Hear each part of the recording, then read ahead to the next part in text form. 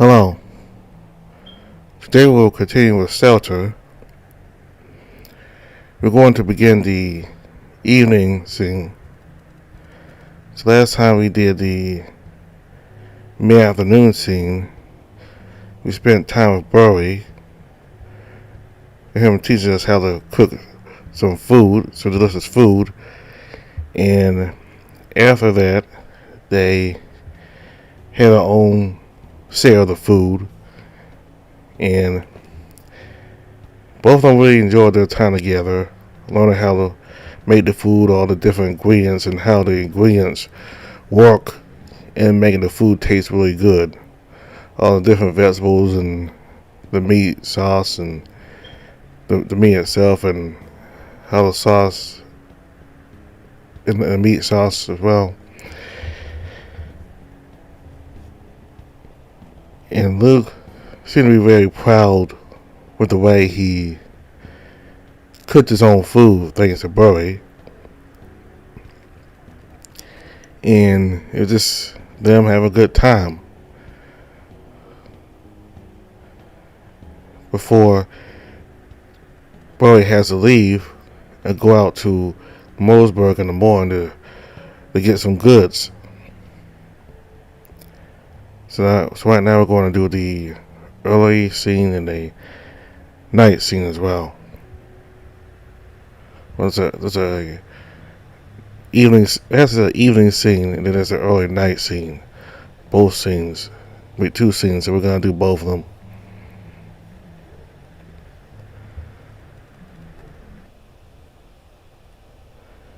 We arrive at the baths area soon before sunset. Bring with us a small barrel of ale, a couple bottles of strong liquors, and some snacks. Very quickly bake some fresh, savory crackers that packed a couple of thermal boxes of noodles with my sauce. They should stay hot for a while. I hope they'll like it. I use one of my access keys to open the automatic door to the baths.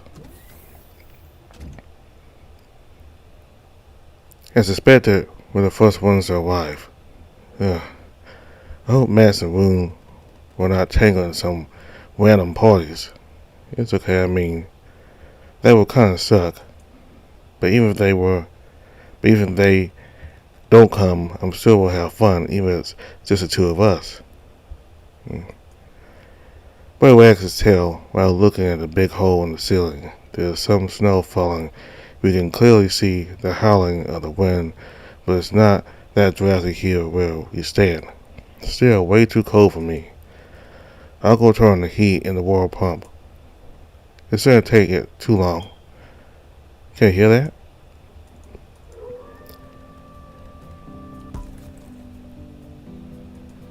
Ow!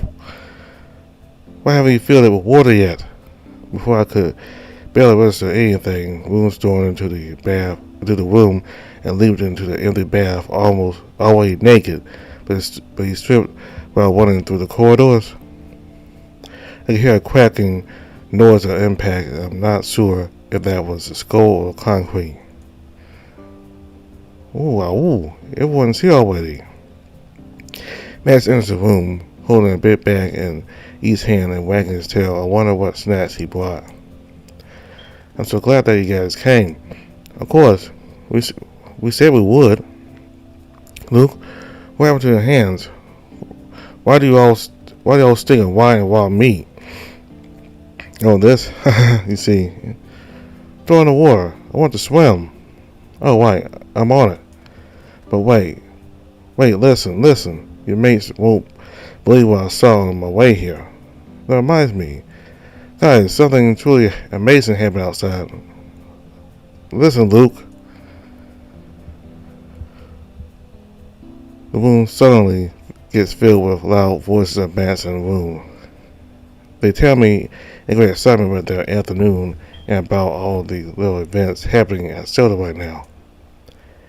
There's so much passion in their voices, they grin nearly shout over each other. I'm finally starting to get a glimpse of how much of a deal Sky's Blaze is to the dogs. I excused myself to go and finally set the baths to start filling and heating up. It's so cold here that I can't wait to sink into the tub of hot water and get back to talking with my friends. In this loud chaotic madness, one of my friends remains quiet. He stands and watches over us stoically, with his arms crossed like a guardian watches over his pupils. He notices me staring at him. He looks back at me, and he smiles. It takes me a while to figure out how the hydraulics in this particular bath work. Of course, Roon could just do that himself since he said he's a regular here, but he refused to get out of the empty bath once he hopped in. I asked Max for help then. After some investigation, trial and error, we finally managed to make it work. Oh. As soon as the stream of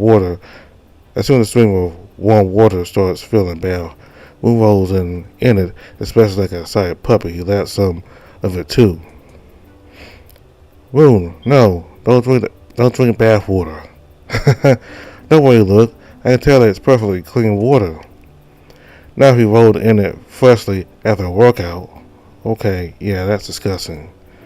Are you coming in, or are you going to just stand there like a couple of lost puppies? Moon jumps aside, splashing water around. It's amusing to see him even more cheerful than usual. In the meantime, Burry takes out a couple of players and starts arranging a collection of snacks on them. Give it a little more time. The water level is still barely up to your sins. What, Burry, are you afraid to get cold? You out of all people shouldn't. You are the fluffiest and the fattest of us all. Yes, but Luke and Max are not fluffy or fat. We will join you in a moment. I still have the fitness to playing. Oh, don't you worry about us, Burry. We can take care of the food and drinks. I brought a bunch of good stuff on my own, so leave me some space there. Yeah, go and join Woon. We'll be right behind you. I can see that Burry's hesitant, but ultimately he decides to wags his tail. Very well, thank you. Burry leads the players and starts undressing by the edge of the bath. In the corner of my eye, I can see Woon wetting himself to splash Burry. When the end he puts his ears flat down and stops. Burry probably gave him a cautionary glare. In the meantime, I start filling 4 mugs for our finest alcohol, and Max finishes Burry's plating with his own arrangement of snacks. He has a wide variety of cured meats and half-dry exotic food. They look pretty luxurious. Where does he get his hands on all that? Nice stats, Max. Are these all gifts? Most of them, yeah. Some are from your tavern regulars. Some from the visitors from the outside. It was a fun afternoon. I wish you were there with us, so I couldn't be everywhere at once. Oh, I know. Don't worry about that. Actually, now that we're talking about that, you got a gift too. What? Me? Yeah, here for you. Happy skies ablaze from a secret admirer from the outside. I grabbed the small wooden box, and stared at surprise. Nothing like that has ever happened before. I don't have a nose as sensitive to dogs, but even I can tell that there's some kind of sweet confectionery inside.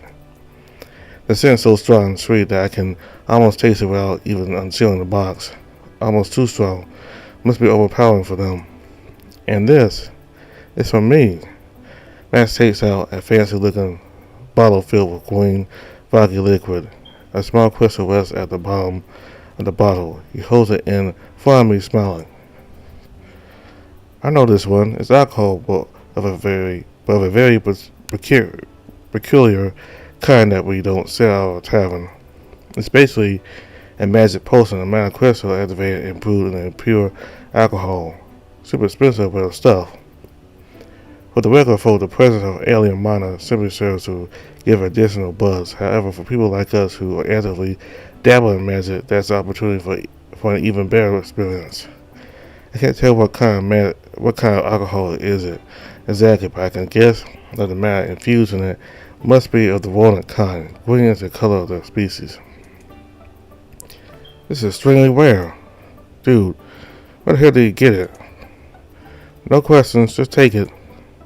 I was saving for a special occasion, and tonight is one. Max pushes the ball into my hand and looks very happy with himself, wagging his tail and all. However, I feel a bit uneasy looking at this beautiful, expensive bottle. Thank you. But Max, I don't have a gift for you. Sure you do. Just take it and give me my portion of noodles. I can barely refrain from drooling. Oh yeah, you guys cooked the meat sauce, right? I can smell it all over you. Gimme.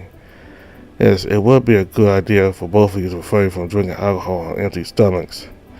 Luke did a wonderful job in the kitchen, you will see. Yeah, I can already tell it's cooked by Luke. The balance of salt and spice is a bit off, but I can smell all the effort that was put into it. It's a verse of wine, nice, and you add an egg too, huh? Damn, Max, let me at least open the containers. Sometimes his nose is a bit too much. I put aside the gifts and prepared the portions of the sauce and noodles for Max and Room. While they are busy stuffing their mouths, we've had to edge the bath and finish preparing the rest of the snacks and drinks for all of us. By the time Max and Room hand over their empty bowls to me, I think I finally have everything ready. Well then, time to jump in, Max. Yeah, let's. I started stripping off my coat and shirt. When I exposed my bare skin to the cold air, I quickly started shivering. It's so cold here. I have to take off my boots and trousers and flash and jump into the hot water as soon as possible. I fastened the laces on my boots and started tugging them off, one at a time. I can't do that while standing and jumping on one leg like a dummy, so sit down on the floor to do that. Once both of my boots come off, socks and trousers quickly follow. I let out a loud gasp when my exposed thighs touch the ice-cold floor. I get on all fours and start crawling towards the water and nothing but my underwear. Just a few more steps and... Halt, mate.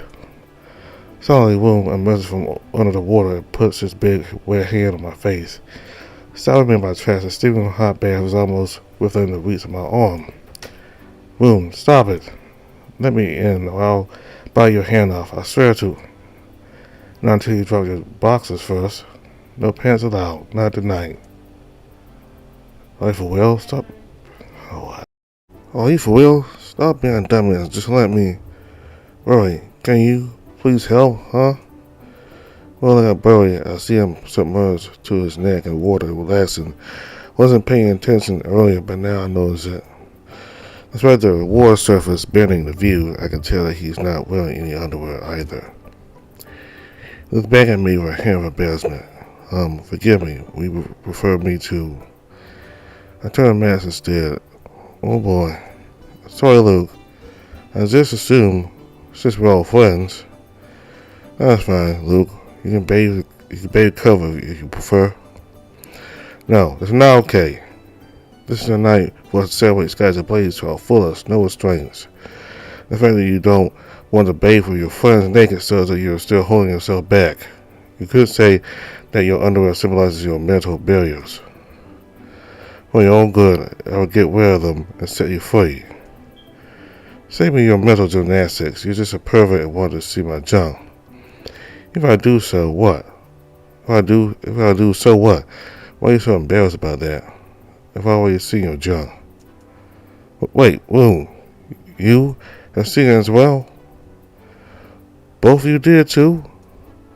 Both Max and Burry are completely shocked by that revelation, while Loon Baroons is overjoyed. Apparently, they never talked with each other about those weird events.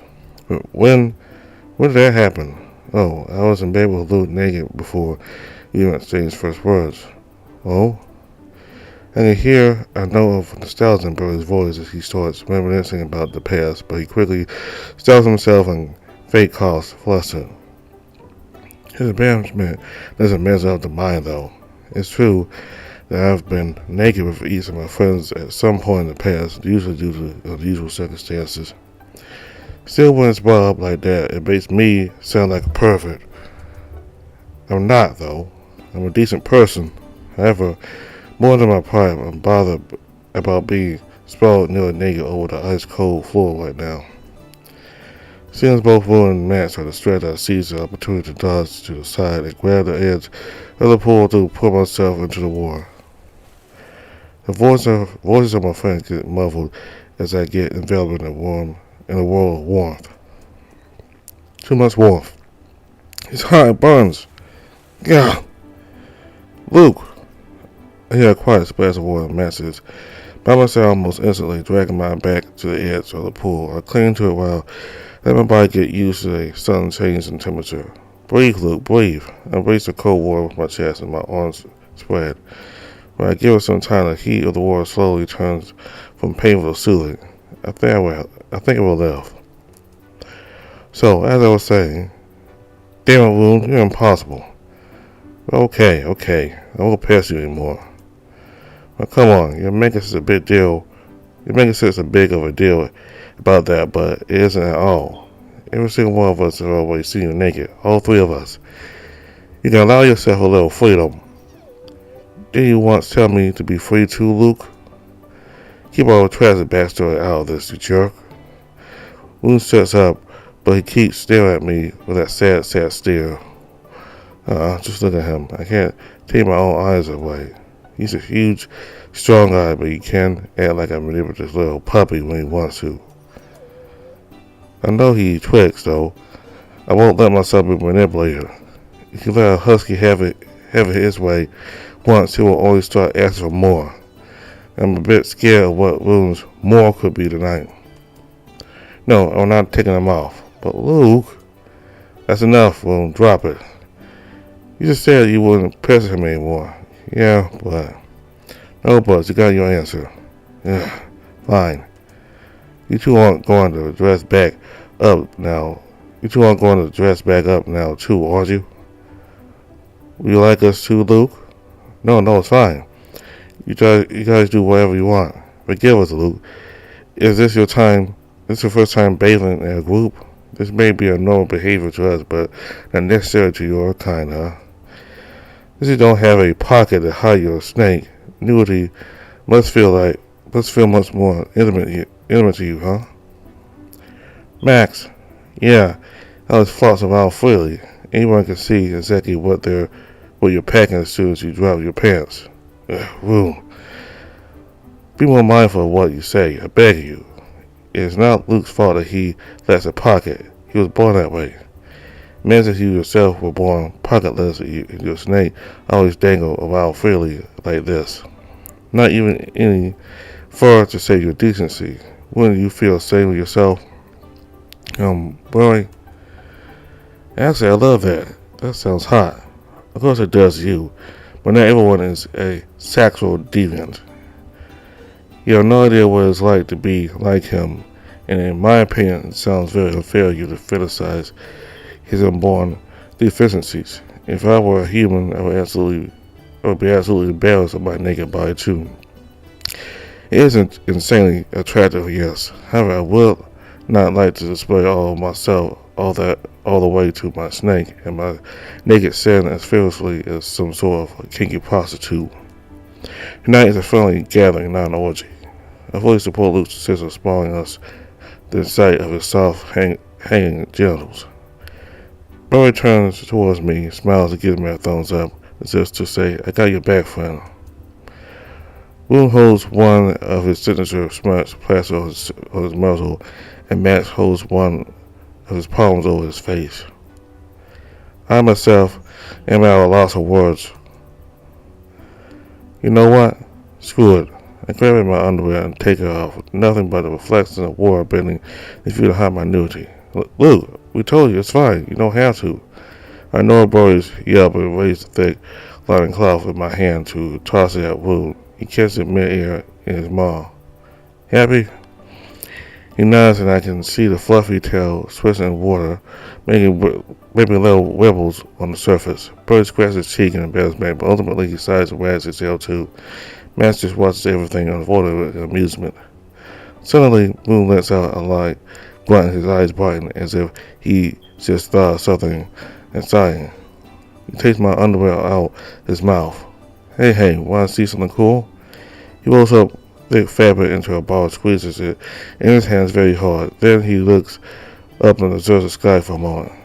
Is he hecking? Is he checking for wind?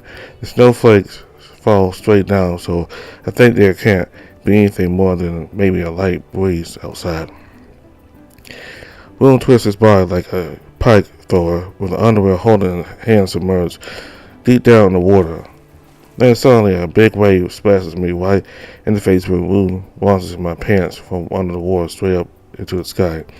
As soon as the projectile leaves the walls, the temperature difference creates mist as thick as white smoke, and the low droplets of water sprinkle like the stars. A few long seconds pass. At some point, I completely lose sight of my pants. Then I can hear the sound of little pieces of ice landing in the water and on the floor near us, like hail. Immediately followed by a big chunk of ice slamming against the hard floor maybe 2 meters away from me. I instinctively went and turned my head away to avoid the spray ice swords. When I looked there again, I see my underwear frozen to the bone. Pretty cool, huh? That was dangerous. Don't do that while I look again. Immediately, it was pretty cool, though. Put into perspective how cold it is outside, huh? Also, I think the fabric whipped when it hit the ground. Doesn't matter, you won't need them for the rest of the evening anyway. Yeah, we have the food, the drinks, warm water, and good company. We're set. So, now what? Time for the first toast? We all grab our mugs and gather around them closer. I can't believe it's actually happening. I have been dreaming about hanging out with my friends disguised as Burry for so long that I thought it would never happen. The other guy looks happy too. I know that they were set for a fun time without me anyway. I'm grateful that they still decided to change their plans to hang out with me. I've been handling the trevor all the time, but I have no clue what causes this event for the social side at all. So we just shout cheers and drink. Or should someone make a speech? This is a very special day, and I feel like this first toast deserves a speech. I don't feel like the right person for that, though. Burry, why don't you say a few words? Kids start the party. Me? A speech? Why not Mac? No, Lucas right, you should do it. I want to hear your thoughts. Come on, Burry. Yeah, we'll like it even if it's bad. Wound. Yeah, it's true though. Haha. Very well. Burry coughs a couple times to hear his throat and gets lost in thought for a moment while holding his mug. He doesn't make speeches often. That makes it even more special. Well then. Thank you for coming, everyone. Today is a special day. We are about to fire the cannon and will set the skies in flames, literally with our life force. A whole lot of other folks gather outside to celebrate this day with us. They came from all around the country, and we can't understand the best in each other, who we are in our group. So it's very nice that you have a day like this to celebrate. These days are happening more and more frequently. Did I say canines? I mean Luke too. We will not be able to do that without you. You know that. Forgive me, I did not mean to make it sound like that. Tonight is special because you are finally able to join us. So Skies Ablaze is not just canine anymore. And, it's okay, Burry. Relax. I know what you mean. I'm so happy to finally be a part of it with you all. I'm happy you say so. So are all of us. Burry stares in his blood and smiles in embarrassment. Finally he sighs. Look, I'm not good at speeches. We know us, but you are right that this is a special occasion that deserves one. We're celebrating important and beautiful things tonight, after all. So if my mind is at a loss of words, I shall instead let my heart speak for it. In this frozen hell, shelter is an oasis that gives us all with endless bounties, warmth, protection, the promise of wealth and power. That's what everyone gathered outside tonight came attracted to. To me, however, it gave the greatest gift of all. Another quiet moment passes Burry. Takes a long breath and seems to be lost in thought again. Tension leaves his face. He takes his time to continue speaking again. Before I end up here, I was following a purposeless existence. I passed myself into these lands to chase something I lost, despite being aware that it could not be reclaimed. I followed in the tracks of the dead for so long that over time I became no different from them myself. I could feel and see, I could breathe and speak, but I was certainly not alive. Yes, it is so easy to become but a hollow husk of your real self and let years pass blind to that. If you surrender to a hopeless fate and allow your heart to beat absent purpose. I know that easy can sympathize with that at least. Burry stares into his cup and makes a short pause. The other dogs just look at him and listen. But then Luke came, with him Shelter. Once the matters of my past had finally come to a closure, Shelter gave me a new purpose. That purpose is to support Luke and everyone to the best of my abilities. To let anyone have a second chance here. If there is one single gift that I am the most grateful for, it is the very opportunity for us to be here together. This is what I celebrate and what I will fight to protect and cultivate. I do not know where fate will lead you in the future, but mine is forever bound to this place. As long as you stay in Shelter, my fate is bound to yours too, as it is to thousands, as it is to hundreds of others here. Shelter gave me life, and I will continue to give it back to it. Thank you for coming, everyone. Thank you for sharing your lives with me. Let's drink to Shelter, to life. The sponsor that massive room raised their mugs and let out loud, long howls. Somewhere far outside, a howl gets returned. Then another, and 5 more, and then 100. This is amazing. Burry's purpose is to preserve life. Then this loud choir of howls outside must be proof that we are doing something right. Neither me nor Burry join the howling. He looks away embarrassed, but I can clearly see him smiling, his tail wagging underwater. I'm happy too, so much that I laugh. All the worries that have been having recently seem so distant and unimportant now. If Burry is happy, then nothing else matters. If this happiness is tied to the well-being of others, I will continue to take care of them together with him. Burry doesn't care that I'm not a dog. I'm among the people he cares about too. And if they were together, I see that that's true. As long as Burry is a part of Shelter, that's at least one person I am not an outsider to. I put my free arm on Burry's shoulder and give him a reaffirming smile. He smiles back at me. I'm getting pulled out from my thoughts by Woon, and man's coming closer to us though. All of us ready ourselves to swing our mugs for the first toast of the night. Let the night begin. To Shelter.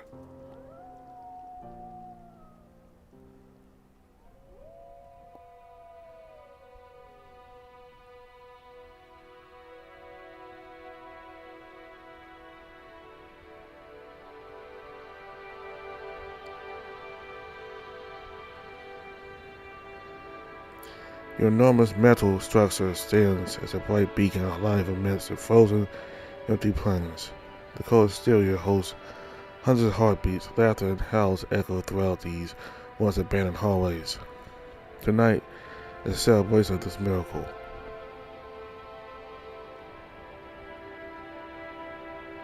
However, it isn't its protection that attracts people.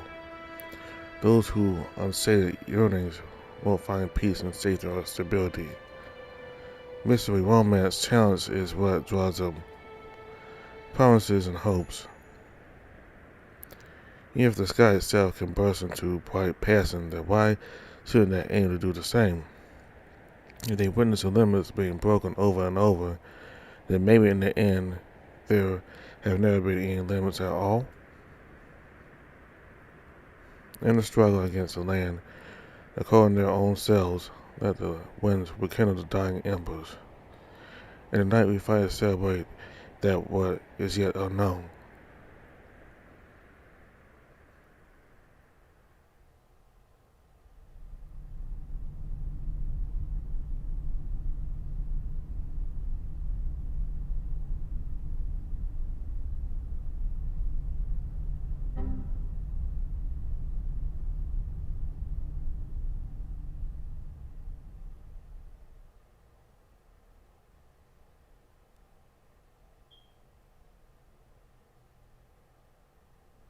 Okay, it came my turn.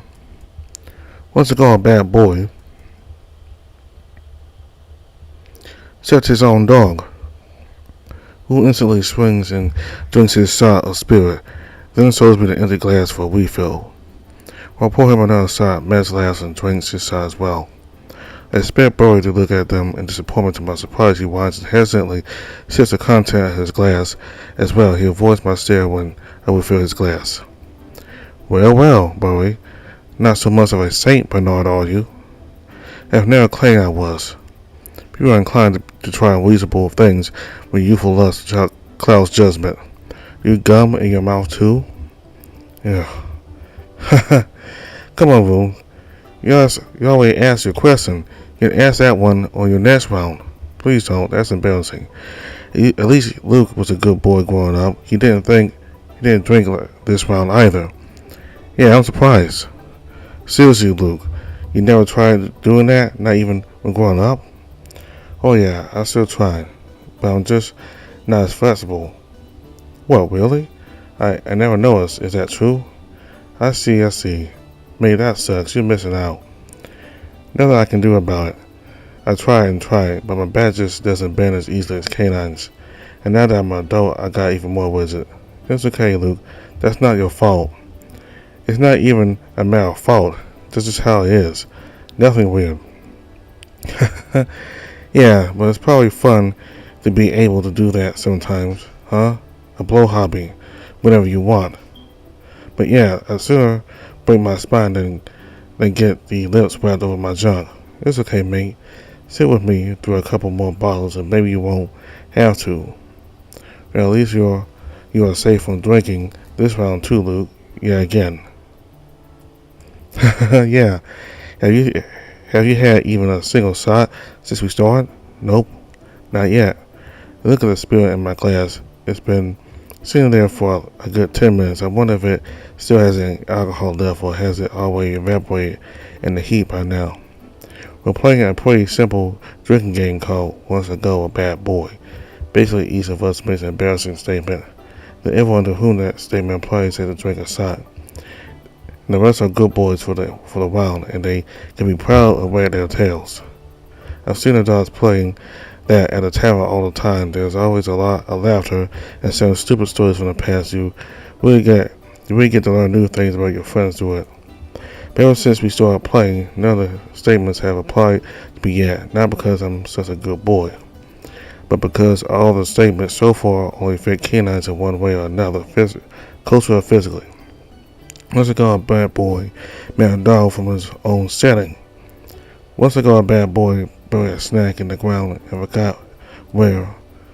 Once ago, a bad boy got his dog stuck at home. Those are all things I have never thought about doing, but they're apparently embarrassingly common among my friends. That's fascinating. But a little frustrating. I can't even make myself drink with my own statement because the rule is that whoever drank their shot first and the last round goes next. Wow, mate, you're good at this game. You gotta outlast all of us. Well, might have at least one shot, you know. Well, maybe you will now. Once ago, nope. You can't ask two questions in a row. It's my turn now. Come on, have a good one. A saxo one, I presume. Those are the best. Keep that thought. I'm sure you'll still have a chance. In the meantime, once ago a bad boy got smoothed by someone of another species. Crap, ever since I was I expressed the spirit in my throat and some of that went the wrong hole. I immediately cough out the whole side back over the bad surface. It makes a beautiful yet short-lived rainbow. Luke, I'm okay. Ugh. I got it. I was first. Yes, you were. Here, have a refill. You earned it. Takes the liquor bottle and fills my shot glass. I notice that he acts somehow odd. He chuckles as he glances at me. I see the insides of his ears blushing a little. Oh, that's right. I wasn't specifically thinking about Matt's when I drank that shot, but yeah, we had smooths in the past. So, mate, how about you share a story? Let's be a good one. Rune sits in the water with his arms spread out comfortably. Unlike Matt, the husky stares at me with a knowing, proud grin. Oh yeah, the two of us definitely didn't make out as well. Just so you know, Luke, there's no pressure on you. You do not need to sell any personal details if you don't want to. Burry shows his empty side glass to Max with a refill as well. He gives side glances in my direction. He's visibly embarrassed. Yeah. Me and Burry kissed one time as well, now that I think about it. This is a weird situation. I've been kissed by each three of them at some point in the past, but judging by their reactions, they must have never shared that secret with the others, not even Woon. Yeah, Burry's right. If you don't want to, we can leave it at that. Unless you really want the both, huh? At least the breed. Tell him the breed of your first smooch, Luke. I think it's unfair to pull at his tongue. Tell him if you really want, but only if you want, not because you were forced. Whatever you decide to say, you have my support, Luke. To be completely honest with you, I wouldn't mind either way. Whether you decide to tell him or not, it's all good with me, Luke. I wonder what kind of a handsome hunk of a dog it was to give you that first smooch. Come on, just a breed, mate. My first kiss from a member of another species. Now that's embarrassing.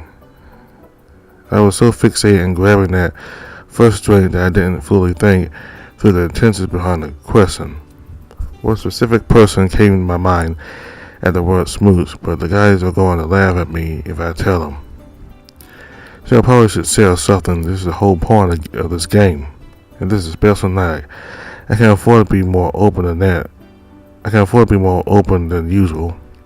The breed of my first smooch, huh? He was a canine. Huh? What? Then he was a lion. What? A lion? Hold on. So it wasn't your first? Hold on, so I wasn't your first? Huh? Wait. Burry and Luke, you too? Seriously? When? Was it before or after we did it? Look, you sloth. First throwing your dog around, now kissing other dogs. Unbelievable. Ugh. Now, everyone, let's take a deep breath and calm down. We're putting Luke in a way too uncomfortable of a situation.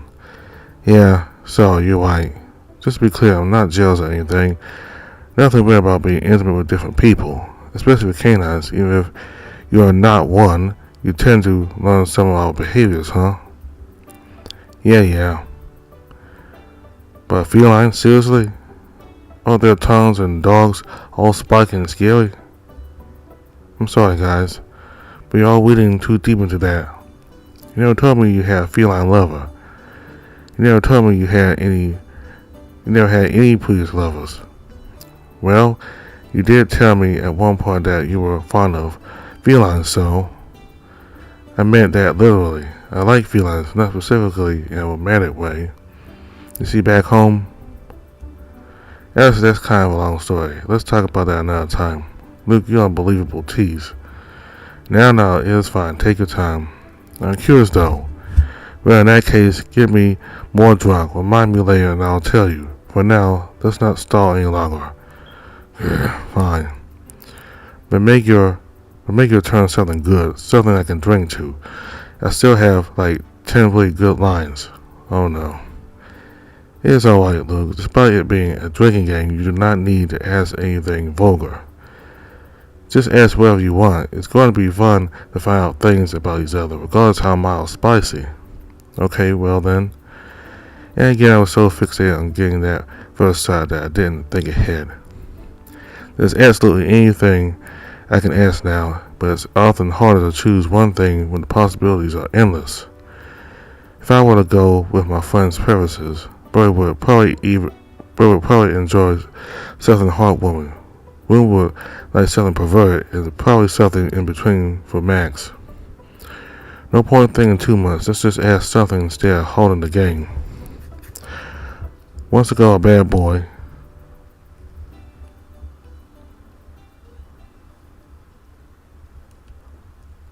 Casted pet mentality for fun. All three of my friends swing their socks. Pet mentality is a canine is what my vision is to me. Their inborn magic ability.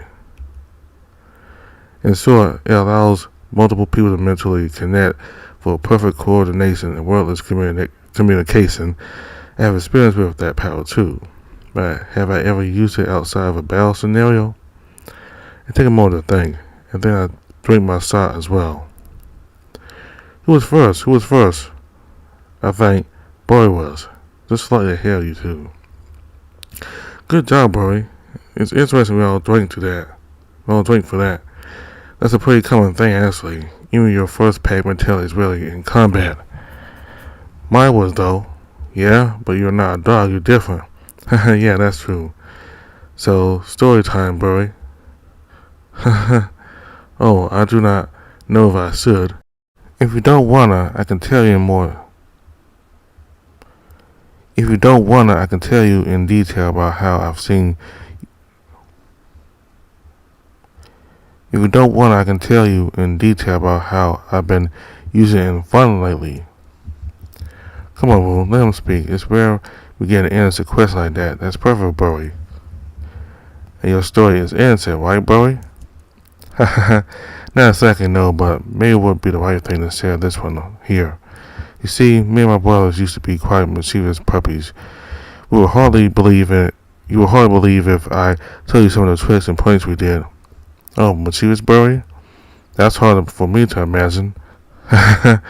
Indeed, truly embarrassing. So, we were all taught reading and writing at a young age. However, we were mostly given study materials in a bunch of somehow drily written old records. My brothers did not find those entertaining. Well, I did, but my brothers were more interested in the prose, fables and legends written in a more flowery language. Of course, I liked those too. I did, because they were something that both me and them shared enjoyment in. However, we were rarely allowed to read the fables, definitely not at the sunset. Our caretakers were very strict about that. So my brothers came up with a plan, a bold and elaborate one. We will all learn pat mentality, as well as the arts of concealing our manner signatures, also out with the caretakers. I was against that. I was a good boy. I didn't want to lie to the adults, but I also wanted to be a part of the pack, so I refrained from voicing out my concerns. I was a tall order, but it was also insanely exciting. We go through our usual daily duties, but then spend our breaks and parts of our bedtime putting in practice everything we learned about pet mentality from our studies. We were all pretty clever and motivated, so we saw the effects of our training within weeks. Not even 1 month passed, we were already able to put our plans into motion. So, we would wait until bedtime to connect as a pack after the caretakers went to sleep themselves. Then a small group would go out. We spread out in many directions, each keeping a lookout on one side where the oldest of us went to the library. That way we had everything covered at the same time. We were able to react in case our adult woke up. The first night we brought back a book back to our bedroom was magical. We sat huddled in one of the corners with a single candle lit and were dozing so many wonderful stories. Even some of those we were forbidden due to our age. Captivating tales of fiction, as well as colorized records of old history. World-changing events and heroes, and of course a few records of our own progenitors as well, Woon. The Peregrination of New Moon by B.B. Healer was especially beloved among my brothers. It's pretty beautiful, breathtaking work. It is hard to believe that most of those tales were based on the truth. Believe it or not, but I have never really read that one, like cover to cover. A funny mercer gave me a copy last year, but I only glanced through the spicy chapters. Somehow, I do believe you. Even we spent more time with those chapters than I would like to admit. We were all at that age of satisfaction with intimacy. Either way, it was a silent secret we all shared and kept from the adults. While we were reading, we always had someone on the lookout. But even those scouting outside the room were still connected, so nobody missed a single word. Pet mentality is amazing, indeed. And through a silly childish secret like that, we trained that power to quite a proficient level.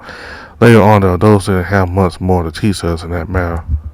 Well, it was far from perfect, though. That story had a very unfortunate ending. But I do not wish to sour the mood with that part. I reckon this is the right moment to stop. Should I ask a question now, or would you prefer to play a different game? A different game, huh? Actually, yeah, I have an idea. But my questions, you may still have a chance to ask them. I thought about playing some trick or tribute. So, we take turns giving someone else a test. If you fulfill it, everyone else has to drink a shot. But if you choose not to, you have to drink a shot yourself and give up a piece of clothing. But we are already naked, so is it just tricks? Actually, I want to give it a twist. Max gave me a bottle of Rodent Minor potion. So for the tribute option, how about instead of giving up a piece of clothing, we drink a shot of the potion and then give out one random item from our seal. If we don't have anything left to take out, then we have no choice but to fulfill the trick, I guess. Oh, I love that. Let's do it. I haven't accessed the seal in a while, but I'm sure I have a lot of crap there. I was hoping that you would suggest something like that. They both wag their tails in excitement while Burry swims towards the rubble by the outer wall. He places his hands over a few spots along the stone surface. Slowly he traces it along the cracks, investigating. Yes. When he scratches a small mark by one of the cracks on the wall over the water surface, he turns around to us with a smile. Well, still at the edge of Shelter's influence, but you can try this spot. The damage may make it possible for you to force your way through the pile of snow and into the soil. I cannot guarantee, but this would be your best shot. Sure, we can try that. That's your trip, Burry. Very well. Very well then. Max? Oh, I'm glad it's from you. I know you won't ask anything stupid. Thank you. In that case, for your trick, it'll be okay for you to give me a back besides until the time comes when someone else asks you your next question. Gladly. Burry sits at the edge of the bath and bends down. Matt scrambles out of the water to approach the Saint Bernard from behind. Burry lets out a satisfied groan, and a white smile curls up his muzzle while the smile Dawson rubs his back. He's clearly enjoying himself. Oh, yes. Right there, harder. What are you digging deep, Max? Yes. Oh, that's good. Anyways, cheers, everyone. The three of us drank our shots. I like this game much more than our previous one. I'm going to get comfortably wasted in no time. Hey, Woo.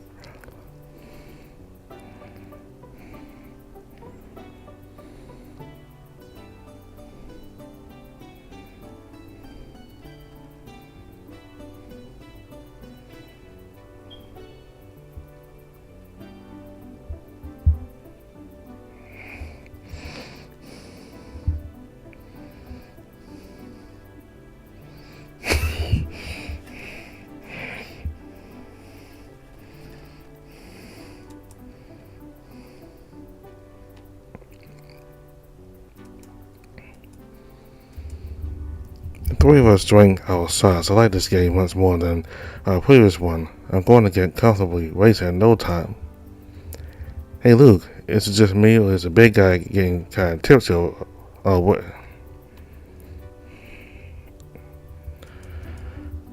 The three of us drank our shots. I like this game much more than our previous one. I'm going to get comfortably wasted in no time. Hey, Luke, is it just me or is the big guy getting kind of tipsy already? Hard to tell. He's happier than usual, that's for sure. Have we drank that much already? Apparently, some dogs don't need much, despite their fatness. Woo! Yes, give it to me. Give me the worst you got. Oh, cheeky. I like it. You're pretty fearless, aren't you? I'm not fearless, I'm shameless. There's no trick you can embarrass me with. Oh, really? In that case, it's okay to ask a question as a trick? I said yes, yeah. Perfect. You like asking others blunt, personal questions, so how about a piece of your own medicine, huh? Bring it on. You got nothing on me. I order you to tell me, has a strong, manly Siberian Husky Hero. I order you to tell me, has the strong, manly Siberian Husky Hero wound?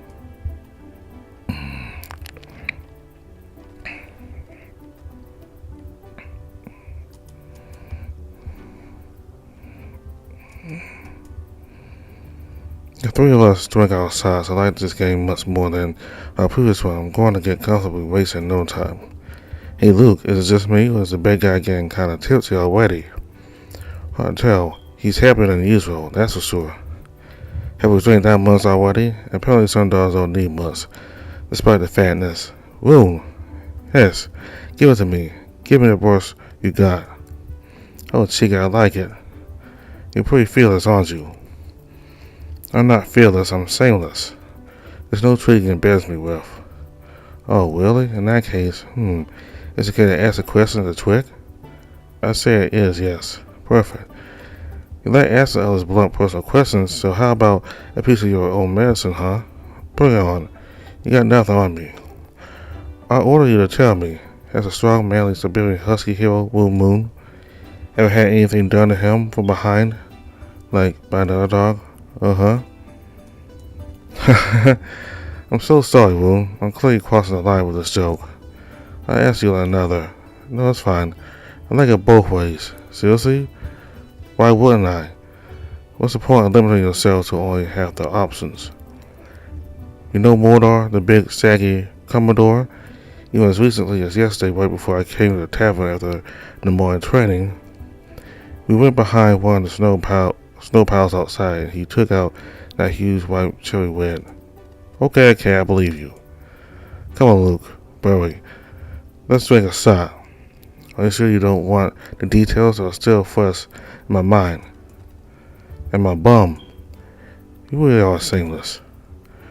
Max, Burry, and I drank a shot of spirit while Woon keeps a triumphant smirk on his silly muzzle. Even as the alcohol flows down my throat and gives me that burning sensation, my curiosity lingers. I kind of wanted to know the details. Luke! Yes? Trick or tribute? Trick! Suck my dog. Oh, come on, Woon. Stop confusing Luke. Yeah, think out a proper trick.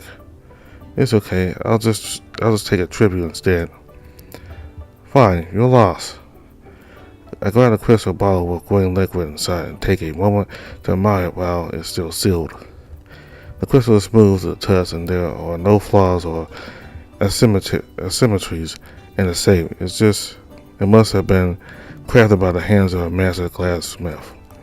I love unsealing luxurious items like that. I also feel a bit guilty when I do because a lot of beauty is irreversibly lost at the same time. It's a nice bottle, yeah? Come on, open it. That's what it's for. I know, but once it's unsealed, it's spoiled forever. I was considering maybe forcing myself through one more minor visit to check it out while it's still in one piece. Oh, I see. Are you sure, Luke? Minor vision and drinking, isn't that too much for you today? Well, it won't hurt to try. Worst case scenario, I'll throw up or something. Now, I wish I could see that too. I mean, the person in minor vision, now you're throwing up. Is there any chance you could share some mana, Luke? Sorry, I don't think so, unless you want to release it with your own hands. Oh no, don't worry about that. If you're too tired today, I won't be hurting you for no reason. Just tell me how it works, okay? Well then, here I go. Luke, in case you felt like vomiting, could you please do that on the floor behind you and not in the water? Yes, I could.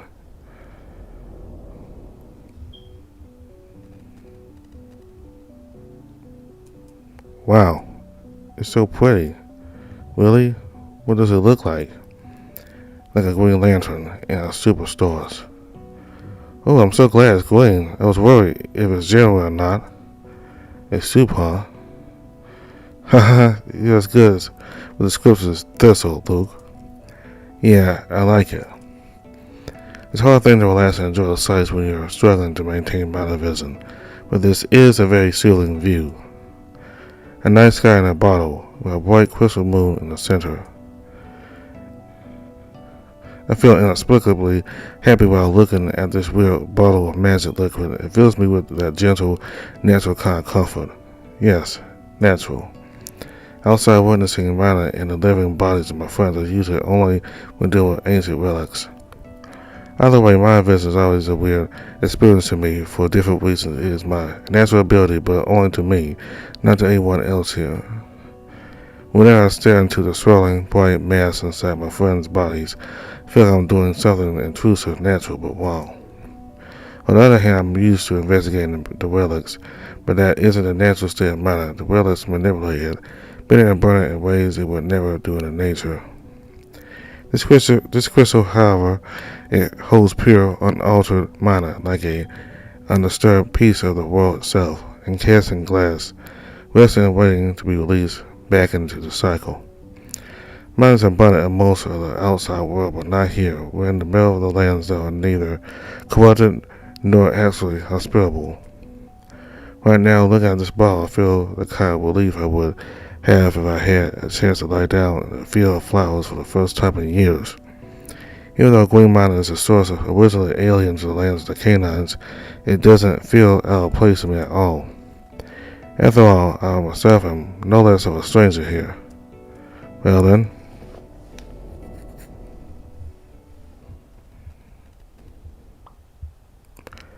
I grabbed a decorative crystal stopper and put it out the decanter.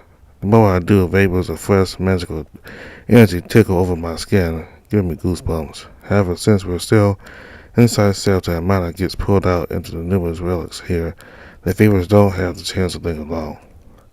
I probably shouldn't keep the decanter open longer than necessary, or all the matter will evaporate. I poured myself a full shot, a glass of the liquid, and passed the container to Max. The alcohol itself has a rich green tint to it too. Judging by the strong grassy smell, it must be herbal based. It smells weird. Well then, cheers. I close my eyes and start drinking aside cautiously. However, I stop midway.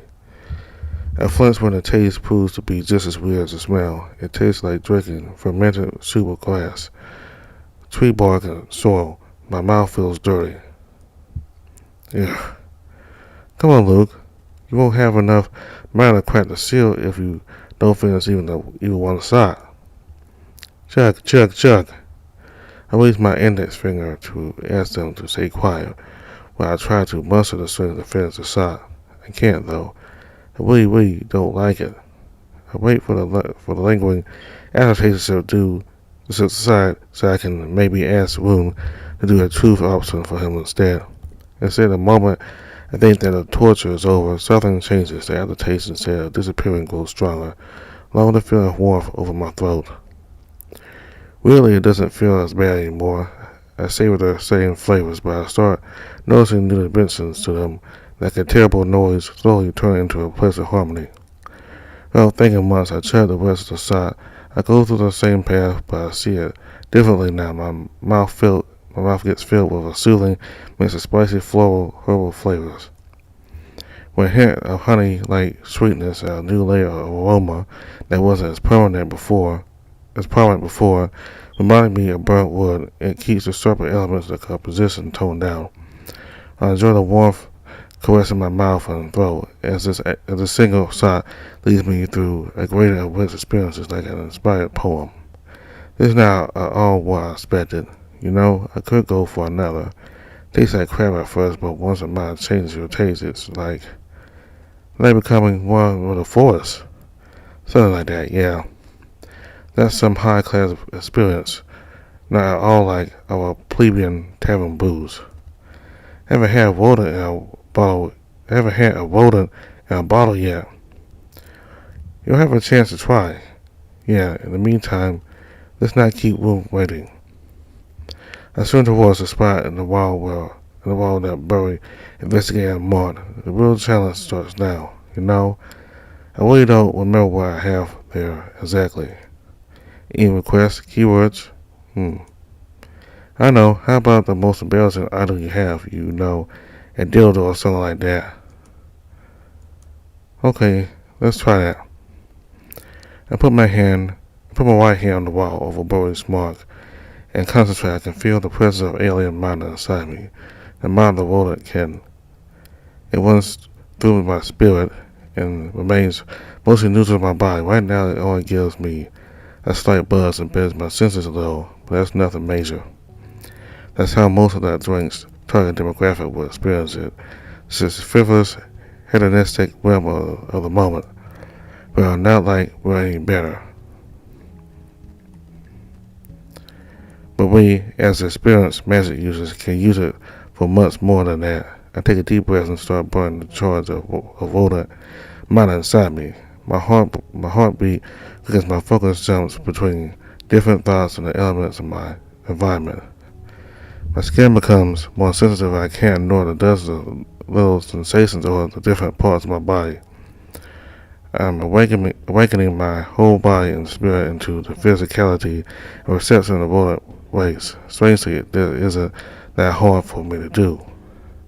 When it comes to interracial magic, different people having different affinities for different matter types, somehow using rodent matter always came pretty natural to me. Earth, eternity, containment, stillness. Those concepts always spoke to me, and the rodent race ability is really intuitive to my mind. The powers of humanity focus on pursuing the truth of all things. They cannot find strength in interpersonal connections to rodents. They are the most in touch with the material aspects of the world itself. The world gives as much as it takes away. Nothing is lost into nothingness. The sum of all matter in the world remains unchanged at all times. The rodents can dip into that cycle, the give and borrow from the world. Using the spirit's uniqueness as a key, they can lock and access a holding seal to keep those treasures safe and release them in the time of the greatest need. I have a vault like that too, and as rusty as the key might have gotten, the seal still breaks under my fingers. Oh damn, I actually got something. Oh wow, that's big. A big black. You naughty boy, Luke. After a moment trying to imagine phallic Satan's pretty wounds requires I feel my fingers grabbing at something big, hard, and bulbous.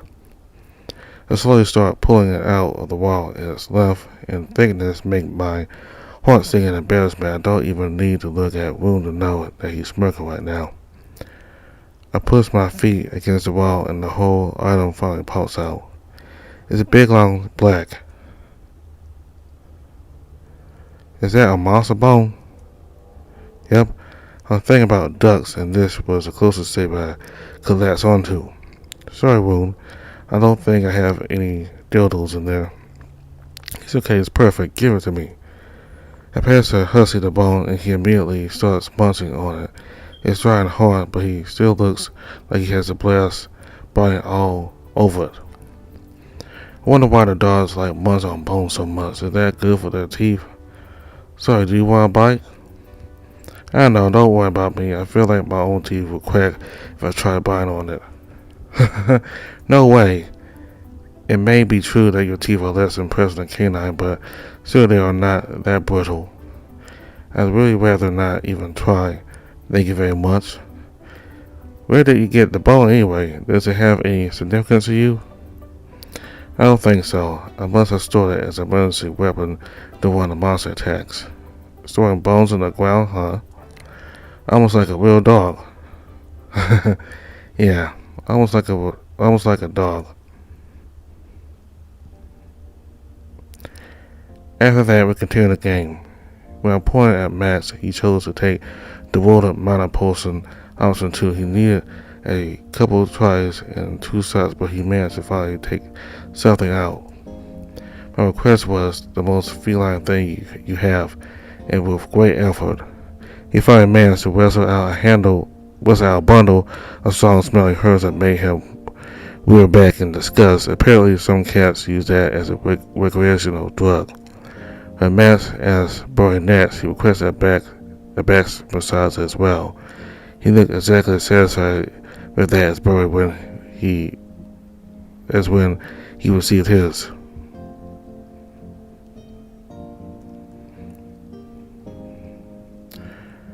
Burry was asked next and chose the tribute option. Burry's cue was procure the lightest and most innocent item you have stored. After 2 shots of the potion, but with less effort than Max, he took out an envelope. When he got it in his hands, he first gasped, and then made a loud, high-pitched yelp of sudden realization. Despite Burry's instant request, the envelope made Woon cower in embarrassment. He said he received it from his subordinate in the army years ago before they were sent to a suicide mission. Woon made an oath to deliver the letter to that soldier's lover back home. In the fever battle, Woon used a choice of all mine to store the envelope inside the holding seal where it would be kept safe. Items sealed away in the ground don't age and can't get damaged. However, by the time the campaign ended, he completely forgot what the promise. Woon tried to turn it into a joke, but it was because he was embarrassed and felt guilty about that. Since that was a tribute for Burry, he took the envelope from the husk and promised to find a trusted traveling merchant in Mosburg to deliver the envelope in his stead. That brought relief back on Woon's muzzle. When Burry was pointed out as the next one to make his choice in the game, we encouraged him to try the mind potion option as well and he decided to give it a try. However, as hard as he tried, he wasn't able to take anything out. He was the one who found a spot in the wall to connect with the Earth Force, but when it came to actually using rolling magic, he just seemed to be unable to initiate it. He drank 1 shot, then another, then yet 2 more. With most of the ball already empty, he still couldn't do it. It didn't seem like anything that could be solved with simply chugging more mana. Forgive me, I may be too tired, too intoxicated to do that after all. It's okay, sit down and relax, Burry. Yeah, take it easy, you just took 4 shots pretty much at once. And what an experience it was. I've never savored anything quite like that in my whole life. I want to be able to brew delicious potions like that one day. Oh, you sure you couldn't open the seal? Maybe you just want to drink more, eh? I would never deceive you like that. I know. Still, the matter of the game rules remains. What's your trip, Woon? Well then, Woon pats the spot by his side. Burry gives him a cautious glare, but ultimately falls and sits down by him. Woon's tail wags at that. Okay, I'm here. Awoo. I woo you too. For your trick, how about you made me? What? You know. Woon's tail wags even more and he touches his own mouth. Here. When he says that Woon with his mouth agape, he struggles to come up with a proper response and gives me a nervous glare. I should have expected something of this sort from you. Woon keeps wagging his tail. I get a growing desire to slap that smug grin off his cute, fluffy muzzle. Ugh. I'm not okay with that. I touch my lips when the memories of my kiss with Burry still fresh in my mind. Even though he was the one who suggested that, I still felt nervous and unsure about that kiss, like we did something we shouldn't, and now Woon was that just for fun? Burry can kiss whoever he wants.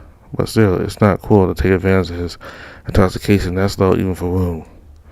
Please don't agree to that, Burry. You wouldn't do that if you were sober. Ugh, you people. Hey, Woon, how about you let Burry rest and I'll maim you instead? Huh? Oh. Max, it is fine. Sit back, Burry. You're drunk. Max dives into the water wheel appears between the 2 big dogs a second later. He puts his back against Woon's side and pushes Burry's heavy body away with his legs. I eagerly grab Burry's arm and pull him to the side. He confused but doesn't protest. Got a little jealous, Max. of course. So jealous. Come on, we wouldn't want to marry our legendary South Moon. I know, right? I'm surprised it took you so long. You know, all you ever needed was just ask. Max glances back at me and gives me a quick wink. Such a good, thoughtful friend. When Roon places his hand over Max's cheek, the Dawson turns his head to him again and smiles coyly at hold Burry's tense hand as the two of them lean closer to each other. And the little guy gives a slow leg over the husky's slightly parted lips without hesitation, so smooth and confident. With the trick fulfilled, Roon smiles satisfied. He wags his tail. And so does Max. He glances to the side and chuckles, like he's uncertain if he should retract away or not. At that moment of hesitation, Roon leans in and gives him a lick back. His tongue lingers over the edge of Dawson's long snout. Max raises his hand and tries to say something, and the eager husky takes the opportunity to follow up with another lick, this time deeper in the smaller dog's mouth. A deep groan rumbles in his throat, and both of them close their eyes and get completely lost in their long, spontaneous kiss. With each quiet moan and growl out, they make out with more and more passion. I'm convinced that Matt's cut in between Burry and Roon with pure intentions, but seeing him so eager right now, I wonder if he actually hoped for a kiss like that for Roon. They look like they're in their own world. I expect at least Roon to give me his usual slight glances to see how I will react, but there's none of that. It's only the two of them locked in their casual passion. Neither Burry nor I exist in their world right now. Wow, they're really going at it, huh? Indeed they are. But this is fine. If this is how they want to celebrate this special night, then let them. Burry whispers that with a sheepish smile. He squeezes my hand firmer in a reassuring manner. That's right, they are dogs. They're much more lenient about those things than me, and even Burry acknowledges that. But still, I have been living with the dogs for many years now, and I know they are very special and affectionate people by nature. When I watch Master Roon doing that in front of us, I can't help but feel a weird burning ache inside my chest. Jealousy? They're really going at it, though. I nod my head in their direction, and I think Burry finally notices Roon's hand rubbing Max's stomach. It slowly crawls towards his pocket, which now sports a dark red pointy tip. And they don't look like they're about to stop. Oh my, yes. Maybe that's too much celebration. Burry calls out to them to catch their attention, but they both seem to be completely deaf to that. Even when Burry calls out to Matt specifically, they don't stop.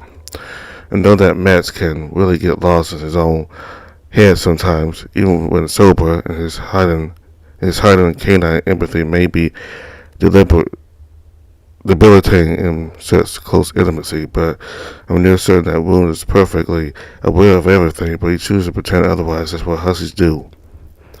We're watching the two big dogs making out and the red snake stealing in their loins. I notice Burry is stealing to get wet as well.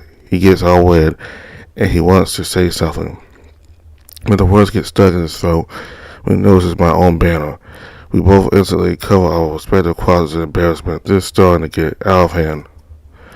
What's up? What should we do? Should we leave them alone? Should I go to them and pull them apart for our force? Or perhaps, who knows? Maybe we should join them. 1, 2, 1, 2. Okay, is it recording yet? This symbol is. Suddenly I saw a loud, unnatural sound of voice thunders through the whole shelter, making all of us jump in attention. I recognize it as my own voice, playing from the speakers. Okay, yeah, this seems okay. A couple of sharp coughs pierce through the air, making us physically cringe. I know exactly what it is. Oh, everyone. Luke here? And exactly one. Actually, they don't need the introduction, just info. The sort of recording the bear. No point distilling hundreds of dollars longer than necessary. Most of them don't refer to me by my name anyway. Everyone else in the room glances at me, and I wish I could just disappear right now. I was sure to remove those unnecessary bets. I know that another throat clearing cough is enough, so I push myself to the middle of the pool and dive underwater. Unfortunately for me, the sound still reaches me even there. Ah, woo, you're human here. And exactly. Another painful pause. Then a sigh, and the voice starts again, briefly, without unnecessary emotions. 1 hour until skies ablaze. 5 minutes until skies ablaze. Dogs outside, please cover your ears. The turret will shoot in 10, 9, 8. Oh no, this is just terrible. 3, 2, 1. Of course, nothing happens. We still have 1 more hour before the shot. Okay, now just to cut it into. Okay, now just to cut it into 3 messages. Schedule to play it at the right times. Easy peasy. Well, all the time, I feel completely out of air. Someone taps my shoulder. I was surprised to meet Burry's concerned face. Luke, is everything okay? Yes, I'm sorry. Everything is fine. I must have saved the first message wrong. I clearly remember cutting out sort of files for the other 2 instances, but I must have used an unabridged recording for the. Oh wait, I can't stop recording now. Let's cut it into. A sudden click is the transmission. Burry's tail starts swoosing in the water. It was so wagging. He chuckles with a little smile. Do not be concerned, Luke. They will understand it was just a mistake. No need to worry. Also, please do not be embarrassed. We all talk to ourselves sometimes. I do as well. And allow me to admit, it was very endearing to hear you do that. It's very endearing to hear you do that. Yeah, but I'm sure you wouldn't like to transmit your own talk over to everyone at shelter, right? Oh my goodness. No, I would definitely not. But he still smiles. He picks my hand with fondness and care. It's amazing how a simple gesture like that for Burry can ease up even the greatest stress and embarrassment to me. I glance around the bath to see Max in the room, still sitting together, but simultaneously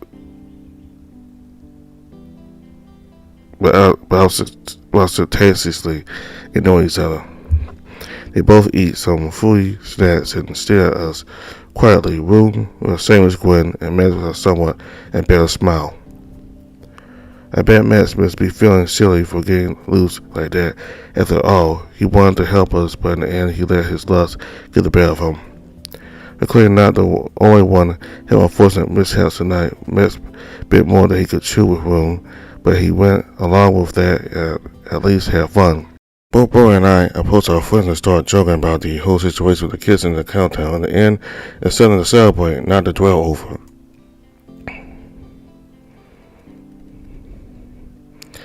As we all sit and joke about each other, I can't help but feel a bit melancholic. We can finally hang out like real friends and be happy and be careless and happy, but this time it's limited in exception. The turret will shoot, the night will end, and nothing will change. Still, what's going to come is important right now. I push it out of my mind for the night. What matters is the warmth of the water and our company we share in this moment. The night isn't over just yet, and I'm going to use the remaining time we have to the fullest. The final countdown for skies ablaze. Awoo. Suddenly, I can hear someone entering the main corridor to the baths. Heavy steps slowly grow closer and closer. We all look at Max. He takes a few sniffs in the air and he smiles. Rue and Burry give him a knowing nod with big grins on their muscles. Hey, that's the chief's sword. His pants. No underwear in sight, huh? And the music box. Max, Chief, are you there? Ooh. I know that voice. Oh boy, I know that voice. He sounds a bit like he did in the morning at the tavern. It sounds a bit like he did in the morning at the tavern. Is he drunk again? Oh, here, boy. We're in the bath. That's entrance to the right. I got my glance in the direction of the approaching sound on the steps. I know exactly whom I'm going to see. I slowly submerge myself in water down to my nose, as if that could hide me from our new guest. Chief, Burry, sir. Max. A woo puppy. What are you doing here? Oh my. Did you invite teacher's bath? The bath, Luke? I shake my half-submerged head. I try to do my best not to do that too eagerly. What? Why not, Luke? Wait, you told me why. Right. Come on, boy. Drop your clothes and hop in. There's more than enough space. And we can even finish the duel, you know? Now that we're in private, none of us need to be embarrassed anymore. Me and T glance at each other while Matt smirks. Finally, it hits me, the Ducks comparison from before. No, I'm not going to strip in front of. Are you drunk, Max? I bet, sorry. Come drink with us. I was just joking. Or were you? T glares at me, and it looks like he wants to say something, but in the end he holds his tongue. He glances at Max instead while scratching his head, looking a bit sheepish. You know, Max, I would like that. Come in then. The water is great. We do not have spare mugs, so I hope you will be fine to accept mine. I will limit myself to drinking water for now. No, it's okay. Don't worry about me, sir. I would love to join the three of you. But you know, I had different plans for the night. You know, after the performance outside, I brought Cooper onto one of the hills outside so he wouldn't miss the skies. We drank a few and we had a talk. And I didn't want to, but he gave me an order to leave him there and don't come back until I do what I had been playing for the last few weeks. So I drank a few more with him for courage, and I went looking for you. I was surprised to not find you outside. Then someone told me. Well, thank you for finding the time to pay us a visit before the skies burn. Pass my best wishes to Cooper. Happy skies ablaze, puppy.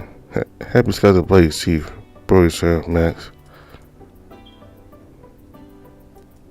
Listen, Max, I was thinking, and you see, I'm sorry for the night. I hurried back to settle from our excavation because I was planning to make this night very special.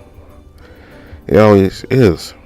Yes, but even more special when it said with a special person, and oh man, I was still myself for this moment through my whole trip. I practiced over and over so much that Cooper told me to sell. Yeah, I must sound like a dork right now. Sorry, Teak, I don't follow. I do, though, judging by a wounded smirk and Burry's nervously fidgeting fingers, they silly understand as well. Teak himself looks the most nervous I've ever seen him. He takes a deep breath while staring at his own feet. Max?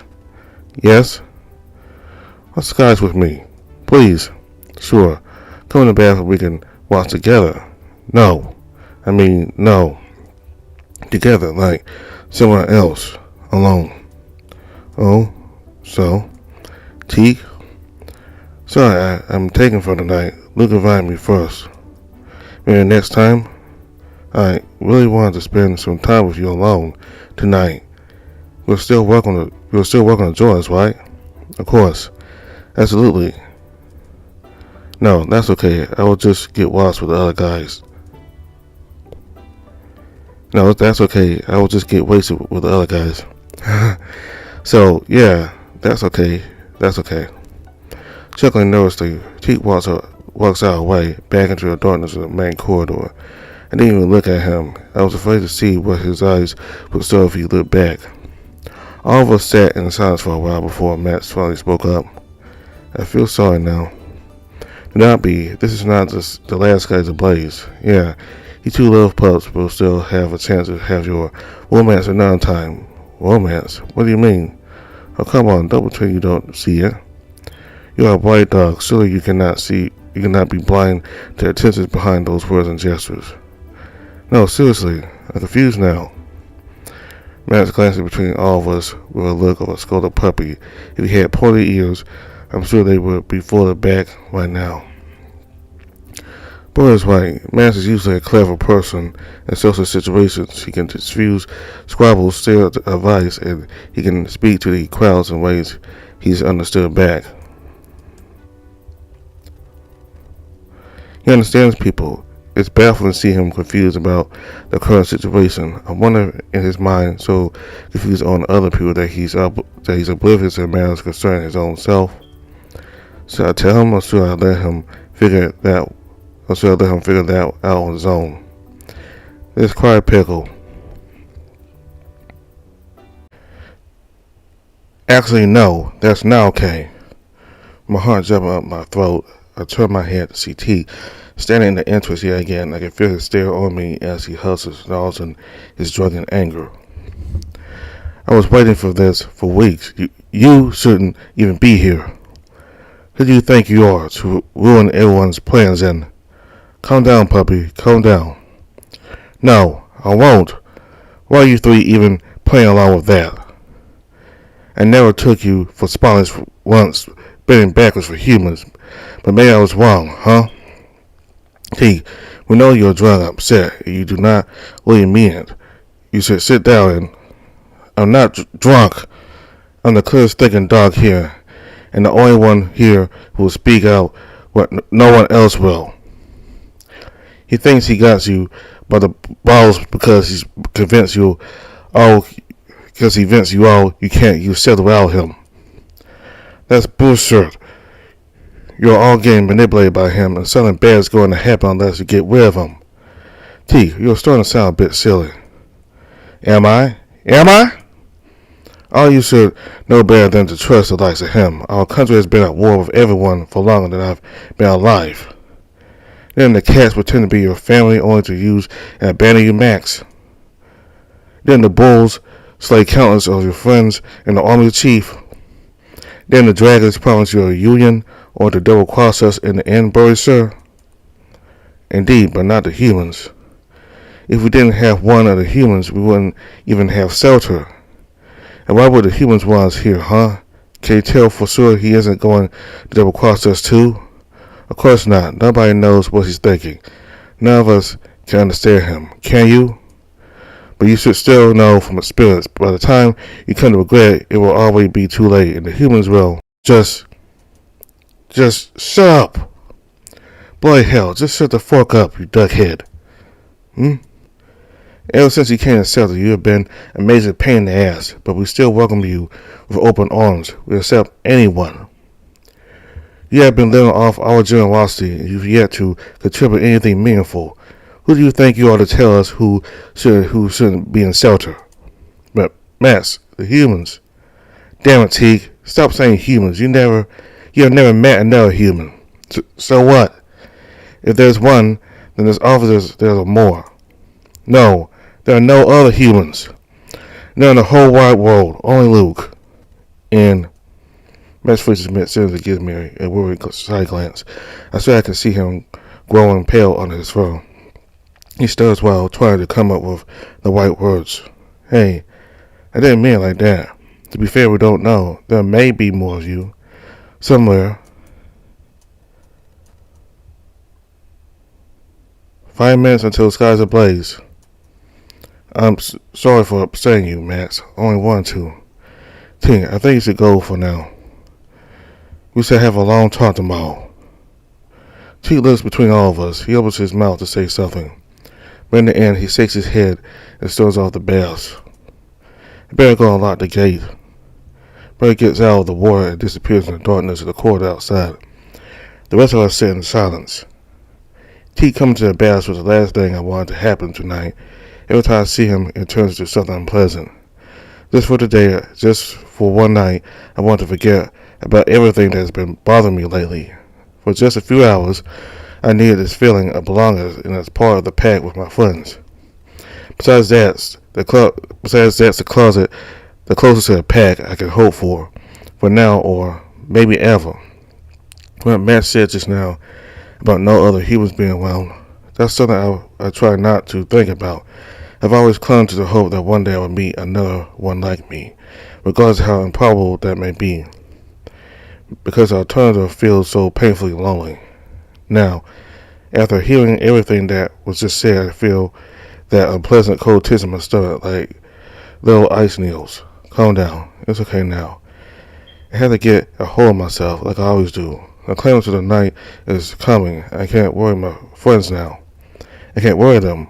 Hey, I'm sorry. No, it's okay. I still have shot Teak. Teak? You worry about Teak? It's okay, mate. You can apologize to him tomorrow. Give him a smooth so he'll forget about it. What? So what you meant before was everything goes distant and mute to me. I start paying any attention to their words. My mind gets flooded with unintelligible thoughts, and I feel the cold sparks growing in my stomach. Even the hot water doesn't feel any warm to me anymore. This is how I've been feeling when waking up from nightmares lately. A block of ice sitting in my gut, flowing through my veins, keeping me awake at night. This is the cold truth that I've been avoiding like a gullible child. And at the back of my mind, I always knew, even those whom I consider friends, would never treat me like they treat their own. I would never be one of them. What am I even doing here? Dogs outside, please cover your ears. The turret will shoot in 10, 9. Here it goes. 8, 7. Hey mate, look up, you gotta miss it. 6, 5, 4. Luke.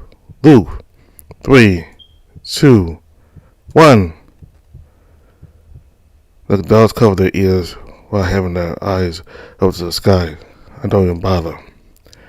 The sky's a place was never supposed to be for me. Seconds drag in silence, the silence before the storm, as they say. Except, the silence never ends. What doesn't suit? Keep your eyes covered or it will take you by surprise. No, something is off. Do you mess up the timing, Luke? That's hilarious. This is just begging to make an innuendo off. Oh, come on. Don't make fun of him. He's embarrassed enough. You should probably go and fix it, huh? Go and fix it then. I would if I could. Come on, Luke, stop joking. A bunch of people are waiting outside. Yeah, they can wait. I grab a bottle of ale and bring it to my lips. Only to find out that it's already empty. I throw it hard to the wall, cursing it under my breath.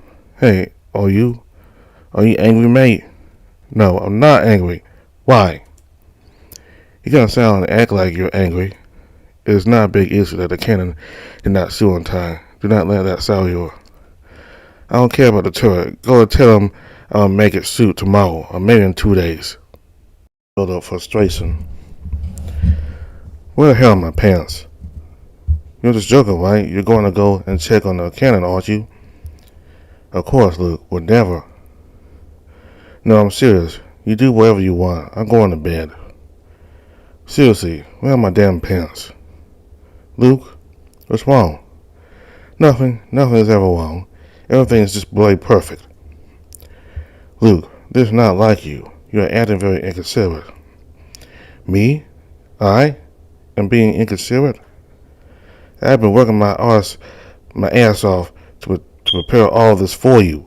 I always cut on sleep because I always come up before.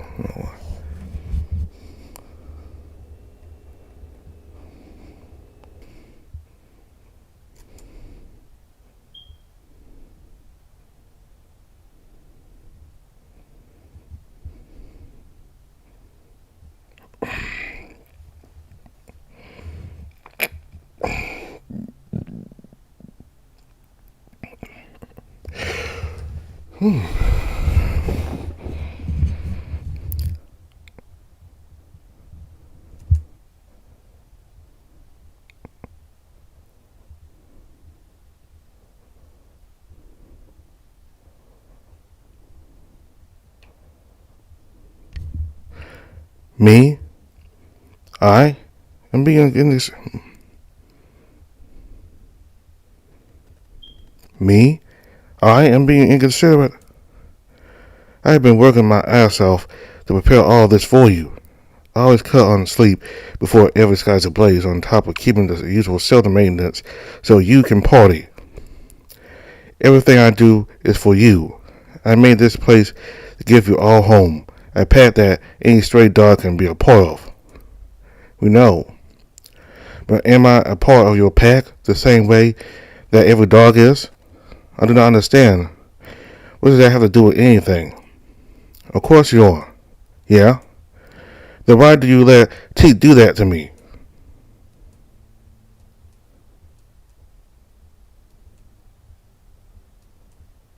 Oh crap, I think I'm starting to understand now. You thought what? Don't give me any of the, we thought you didn't care or we thought it wasn't a big deal. You are canines. You can literally use magic to look into my mind and feel what I feel. Luke, every time I see T, he talks shit about me. Not because I did anything to him, because I never did, but only because I'm a human. And what do you all do? Support him and laugh it off. When he dangled me over the floor like a rag doll and nearly crushed my arm, it didn't stop him. Boom. You just stared at us and made jokes afterwards. When I confided in you, Burry, you acted like I was overreacting, like he never did anything wrong. You have always been on Teek's side.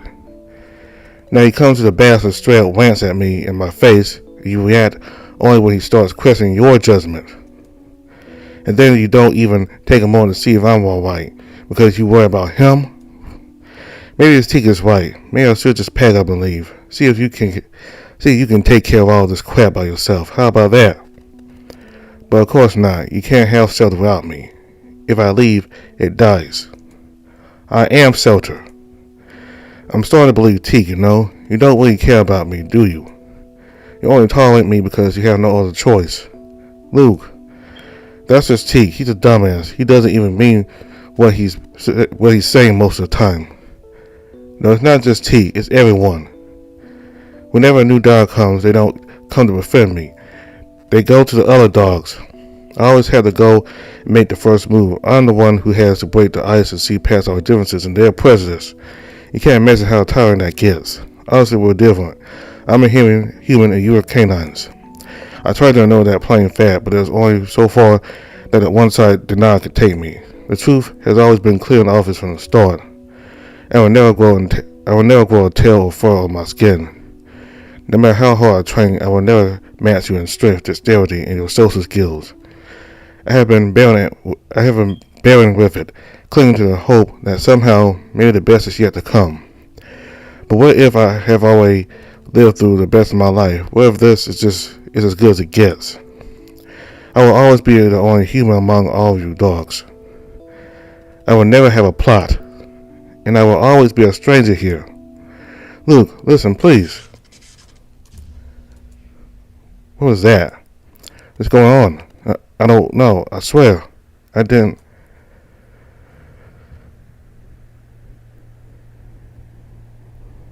All of us look between each other and across the now dark room. The sounds of bubbles in the bath seas, and we can only hear the cold night wind. Eventually, a few distant howls reach us from the outside. Man jumps off the water, and climbs the rubble to reach the hole at the edge of shelter. He lets out a long howl of his own, full of focus. By the time his call dies out, his fur looks like it's made of giant ice spikes. Still, he stays in the cold wind and focuses silently. Did he connect with someone? We all look at him, awaiting the news from the outside. Max looks at us. I can read fear in his eyes. The power across the whole shelter is down. Something is wrong with the turret. The feeling of cold in my stomach returns and grows tenfold. I forget to even breathe. What have I done? Is the horizon clear? No.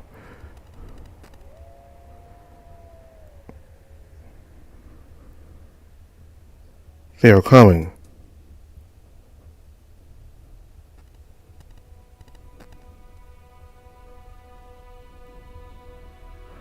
Survival, protection, love, honor, dreams. Since the beginning of time, the people of our realm have been bound to a never-ending thrive for those ideas. Their personal chase for happiness over and over again. But our world isn't a paradise. For us, the taste of progress is always short-lived and bitter with pain. Some think we simply aren't born for happiness. We are the creatures of paradise, born to both fight and perpetuate the struggle. Even in the ideal conditions and prosperous lands, people's hearts are never truly free of conflict. It only changes its form. Disillusionment, saying loneliness, helplessness, death, all the way down on the bottom, back into the abyss of creation and cold and sorrow. They always wait. Forever hungry, forever searching, forever yearning. In their primal, never-ending feast, they continue to grow stronger every time we do. Born through the corrupted borderlands, the ultimate fate in the unbreakable loop of immorality.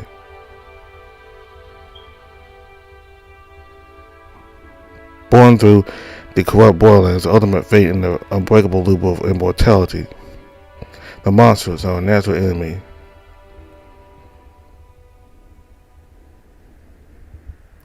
And I brought them here, right when we're at our most vulnerable.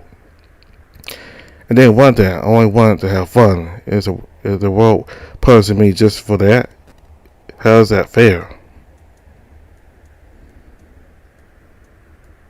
Crap, I can't speak. I got a terrible cold pressure against my mind and throat. A debilitating stress in my stomach spreads across my whole body, making all my joints tremble. My heart pounds so hard. Why can't it just stop? I can feel every single squeeze and push of it. Overwhelming and sickening. I hate this feeling. This is an accumulation of everything I've been keeping hidden down inside for months, years. Made my whole life like a pile of dust and trash swept under a rug. But now a storm had come. When I took the rug with the wind, it spewed that filth everywhere. All over my friends and everyone in the shelter. Damn, I'm a terrible person. I'm the worst friend. This is not the time to feel sorry about myself. Everyone's lives are on the line for crying out loud. Please, forget what I said just now. I didn't mean any of that. Luke, we have to go now. Loon, could you take charge? But please. I wanted the control tower fixed wherever it went wrong. I'm sorry. Luke. I started putting my clothes on in a hurry without even drying myself up. We don't have any time to waste. I think I hear them saying something to me, but my thoughts are all over the place. I'm scared to hear their words. I definitely don't dare to look at any of them in their faces. Come on, just don't stand there. Let's go. I take a deep breath and slap my own cheek to bring myself back to clarity. And then it doesn't help. Not at all. So I run back into the darkness of the corridor. I can't see anything, but I know this place like the back of my hand. This has been our home for years. If I need to get there with my eyes closed, I will. With every second we waste here, someone can die because of my. Suddenly I'm stopped in my tracks with a slam against a hard wall. A wall here? No, it's the metal gate. We usually keep this area closed because of the exterior damage and the baths, but I was sure that we left it open once we entered today. The mats in the room closed it after coming in. It's okay. Even if it's closed, I can still draw it open manually, as long as it's not locked. Fork. This is terrible. I can't open it if it was locked by a shelter system. There are those long, heavy bolts, and like other things, they kind of come in and what do I do? What do I do? Forgive me. I locked it after Teague left. It's okay, Luke. Sit down and leave it to us. You are clearly... Stop talking. Please just stop. I don't want to listen to any of those voices right now. I just want to get out here and fix everything. I don't want to be in the same room with them. I pushed myself away from the gate and fumbled back towards the faint moonlight of our bathroom. I hit someone on my way and I almost followed, but I only start running faster. Away from those voices I don't want to listen to. Away from those eyes I don't want to look back at. We can't get out through the gate. There's only one way we can leave this place. Then, the massive hole in the ceiling. I jump over the rubble and try to climb over the wall using the cracks for leverage. I want to call out to the dogs, but I stopped myself. They would figure out to follow the same route regardless. The most important thing right now is for me to reach the control tower as soon as possible. I barely managed to reach the ledge with my fingers. The cold wind jabs at them painfully, but I know it's only because I stayed in hot water for so long. With all my effort, I pull myself up high enough to hook my elbow over the ledge, and spread my bare face to a salt cold as well. It hurts. It hurts. It doesn't matter. This not compared to how cold my own mind is making me feel right now. Even colder when I see a few burrow sage flying across the sky in the distance. The flying monsters will get here much sooner than the land-bound ones. It'll be an easy target for them if I go out now. But that doesn't matter. As long as I can get to the control tower faster, I don't care what kind of path I need to take. I will. I will. Luke! The dog grabs me by the ankle. He doesn't let go of me. He pulls me down. He is stronger than me. Let go. No, I will not. What for goodness sake do you think you're doing? What do you think? I'm getting out of here. How to get to the control tower? Not through there. It's too dangerous. Too steep. Too cold. The cold is a problem to you? You're a dog. You can take it. But you cannot. You're still wet. Your body's not fit for a string conditions like that. I'm not cut out for a lot of things you guys can do with ease, but I can't just sit here and do nothing. Follow me or let go and get out of my way. Roy's expression doesn't change. However, I feel heavy tense in his paws. It's more concerning than if he tossed back or snorted at me. I saw him pull down on my legs, takes me by surprise. I completely slip off the ledge. One of my hands splashes against the surface of the water, but the rest of my body doesn't fall. Just suspended mid-air and get tossed to the side. Burry holds me under one of his armpits like a child. We're moving away from the hole in the ceiling and the bubble in the water. Hey! I hit his belly and thighs with the sides of my fist, calling out to him to let go of me. He pretends he doesn't even notice. He's completely annoying me. Damn it. It's so frustrating to be this powerless. I hate it so much. Suddenly he catches both of my wrists with his other hand with a quick swoop. I curse and glare at him. He places me down on the floor by one of the walls. Then he sits at the edge of the bath with the water behind him. The starry sky illuminates both of us. You know we need to get out of here. Yes, we do. Wu and Max are working on that. Fine, you win. Let's go back to them, and that is not going to be necessary. They shall figure it out on their own and let us know. How trusting them. Are you joking? What are we going to do then? We, Luke, are going to talk. My heart instantly sinks and I become aware of the ice bath of stress my mind has been submerged in all this time. I can't bring myself to mask it with forced anger anymore. I can't look at Burry, but even when I avoid his gaze, I still hear the commotion outside. Everything because of my incompetence. Why couldn't I just do everything like I always did? It was a little lonely, true, but that's just how life is sometimes. Everything happening right now is because I tried to rebel against my will. Now hundreds of dollars are in danger. I have damaged my closest friendships. I don't believe I can mend everything I destroyed today. All the worst case scenarios I've been scared of for months and years are coming true right now. Everything's crashing down. Talk to me, Luke. I did. I already told them everything, all the things I should have just kept unspoken. That's a problem. Why couldn't I just keep my mouth shut? If only I could turn back time. Roy, please, forget everything I said earlier. I didn't mean any of that. I dare a careful glance at him. I see his eyebrows furrow as he stares me down. He really gives me a look like that. It lacks his usual St. Bernard warmth. No, it's more akin to the face of an investigator interrogating a suspect. He's serious. Is he angry at me? He has to be. But why is he so quiet? Is he? Oh no. Is he reading me with canine empathy right now? Dogs can naturally feel and understand the emotions of other people. Burry has actually been trained in using that power for gathering intel from people unwilling to or unable to speak.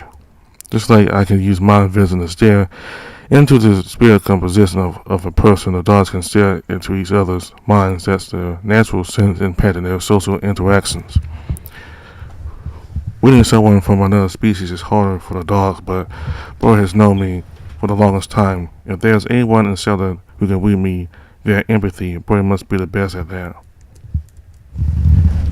The worst part is that even if he's doing that right now, I have no way of feeling that any more than a person could feel someone stare at their back.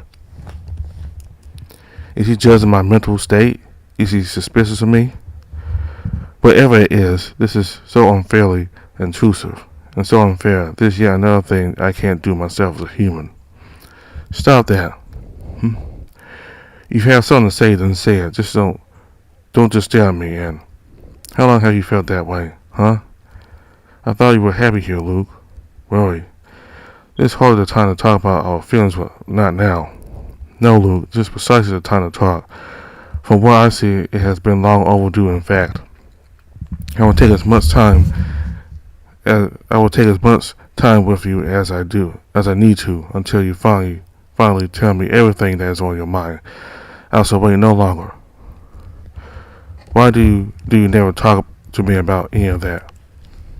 All the everything that I really have to? Couldn't you see?